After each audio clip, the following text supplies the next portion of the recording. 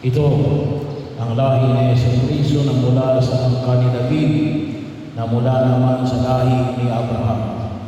Si Abraham ang ama ni Isaac, si Isaac ang ama ni Jacob, na ama ni Juda, at ang kanyang mga kapatid, naging anak naman ni Juda kay Tamar, sina Fares at Zara. Si Fares ang ama ni Esau, at si Esau ang ama ni Aram. Si Aram ang ama ni Aminadab.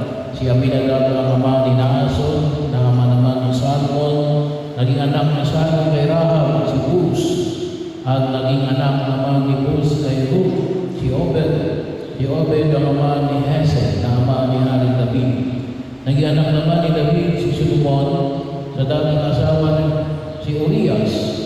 Si Urias, si Solomon naman ang ama ni Roboam. Si Roboam ang ama ni Abias, at si Abias ang ama ni Asa. Si Asa ang ama ni Josaphat, at si Josaphat ang ama ni Joram, at siya naman ama ni Uzias. Itong si Uzias ay ama ni Jotham, na ama ni Akas, at si Akas ang ama ni Ezekias.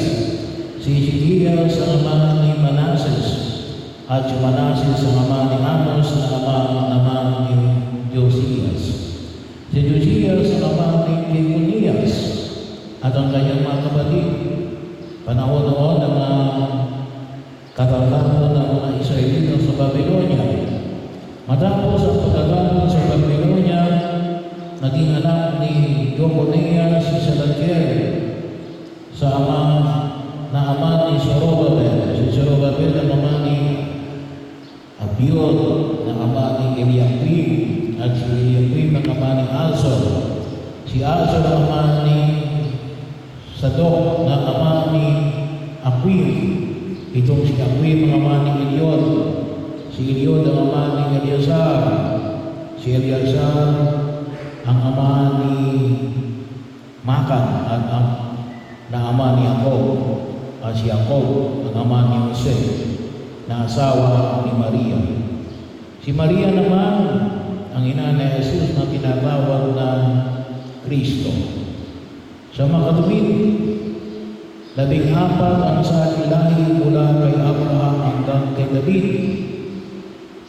14 naman mula kay David hanggang sa pagkakatapon ng mga Israelita sa Babylonia. Ang 14 din mula sa pagkatapon sa Babylonia hanggang kay Kristo. Ang mabuting balita ng Panginoon. Pinupuli ka namin, Panginoong Jesus.